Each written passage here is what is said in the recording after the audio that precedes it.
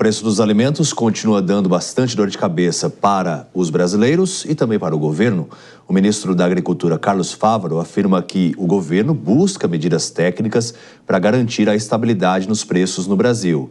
O André Anelli volta aqui ao Jornal Jovem Pan com mais informações. Inclusive, Anelli, o ministro também falou sobre a redução das taxas de importação.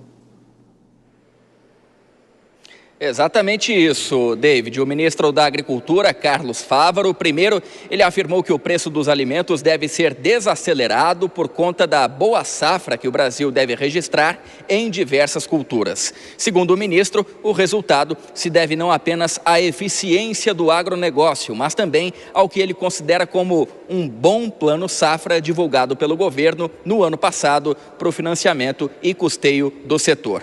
Depois dessas argumentações, é que Fávaro, então, afirmou que medidas técnicas estão sendo estudadas para conter o aumento no preço dos alimentos. E uma delas é, então, a redução das taxas de importação. Não é uma medida para importar alimento, para afrontar a agropecuária brasileira de jeito nenhum. Mas pontualmente, se tiver pontualmente, e eu vou dar um exemplo concreto.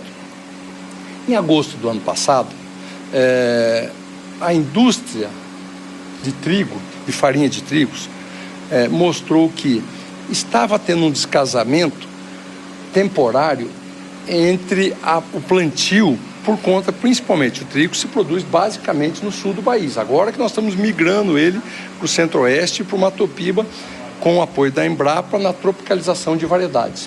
Mas basicamente no sul do país. Com as enchentes do ano passado, de maio, atrasou o plantio, teve lugar que não conseguiu plantar.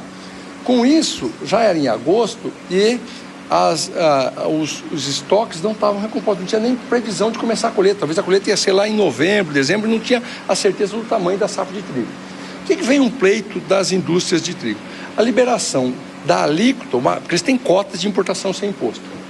Eles pediram a ampliação dessa cota para mais 1 milhão de toneladas. Nós achamos que era muito 1 milhão de toneladas, mas autorizamos pontualmente 500 mil toneladas a mais. Não afetou o preço para os produtores, não afetou a produção nacional, mas também não desabasteceu. Nessa mesma entrevista, Fávaro afirmou que medidas consideradas heterodoxas foram descartadas pelo governo. Ele citou como exemplo a substituição dos prazos de validade nos alimentos por uma metodologia que é amplamente usada no exterior, mas que sofre preconceito e resistências ideológicas aqui no Brasil. É a adoção do Best Before, equivalente a consumir preferencialmente até certa data. Essa alternativa foi sugerida pelos supermercados para aumentar o tempo de venda dos produtos sem colocar em risco a saúde pública, já que o alimento verdadeiramente sem condições de consumo continuaria sendo descartado. Mesmo assim, Fávaro afirmou que o governo não vai fazer o que ele considera como pirotecnia. Não vai ter pirotecnia, há medidas pontuais, complementares, que vão melhorando o ambiente. Uma medida concreta é que nós vamos ter uma super safra. Ah, mas isso é o óbvio. Que bom, né, que é o óbvio. E será que essa super safra não é porque fizemos um plano safra bastante generoso, que estimulou a produção? E nós podemos fazer melhor, e fazer mais. Isso é medida concreta.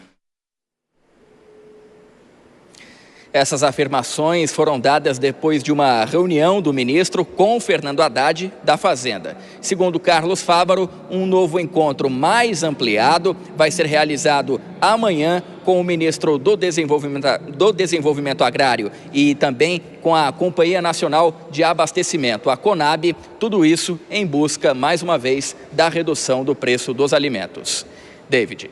Tá certo, Anelli, muito obrigado pelas suas informações. Vamos então com as nossas análises. Bom, essa alternativa que o Anelli trouxe, né, que até está sendo ventilada pelo governo, eu lembro na gestão do Jair Bolsonaro que também tentou, houve um certo diálogo em relação a isso, de que o produto ele tem um certo prazo de validade, mas tem produtos que duram além daquele prazo. Não estou falando de carnes, produtos perecíveis, mas, por exemplo, o sal, outros ingredientes que são utilizados e que têm, sim, uma validade que pode ser expandida. Porque nas indústrias alimentícias, né, existe o prazo de validade de até 5 anos no máximo. E depois desse período, por mais que o produto esteja bom, ele tem que ser descartado.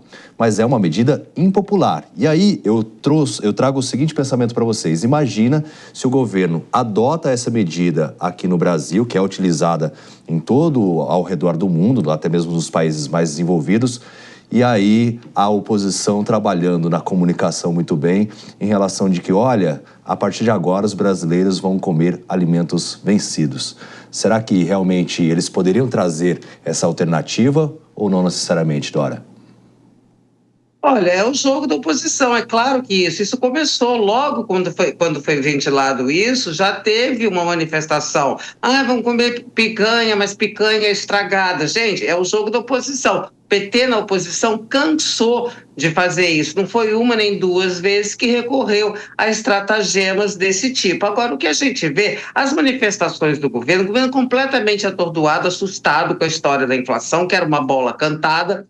E eu fico lembrando daquele personagem, quando eu vejo as manifestações, as explicações, lembra de um personagem que chamava Rolando Lero? Pois é, me lembra isso, porque é tudo uma coisa, aí então é a safra, é a enchente, aí não sei o quê, o vale alimentação, entendeu? É a reunião aqui, a reunião ali. Gente, o problema pode ter tudo isso, mas tem o negócio, a opção, a escolha do governo desde a PEC da transição por gastar. Lema de Dilma Rousseff, gasto é vida. E todo mundo estava avisando. Agora, como o governo não quer fazer esse reconhecimento, porque senão teria que mudar de procedimento, tá certo? Então fica esse negócio de rolando lero, cada um dá uma explicação mais enrolada que o outro e que não explica coisa nenhuma e não dá resposta para a população. Nesse espaço entra a oposição, claro. Porque eles mesmos, né? Eu lembro que esse campo ideológico criticou bastante essa medida e agora parece que começa a ser ventilada. Mas em relação também à possibilidade de taxação quanto às exportações do agronegócio, isso também deve gerar bastante repercussão caso o governo adote, né, Kobayashi? Sim, isso deve gerar muita repercussão e qualquer medida tem um impacto gigantesco quando a gente fala de agronegócio. Os números estão aí. Foram o motor da economia nos últimos anos, né? São a grande expectativa que a gente tem para o futuro da nossa economia também. É claro que depois de totalmente aplicada a reforma tributária, a gente espera até uma valorização da indústria, de alguns outros segmentos aqui no Brasil, mas, por enquanto, o agronegócio é o que movimenta a economia do Brasil e qualquer mudança, seja para a importação de produtos de insumos para o agronegócio, seja para a exportação também, isso tem repercussões gigantescas. E aí é importante que haja reunião mesmo, mas não só reunião, porque a gente tem visto várias, né? Muitas reuniões para debater os temas, mas soluções. Reunião sem solução é tempo perdido, desperdício, e aí é o que a gente tem visto com frequência no governo. Vamos ver se dessa reunião, da próxima, saia alguma solução de fato.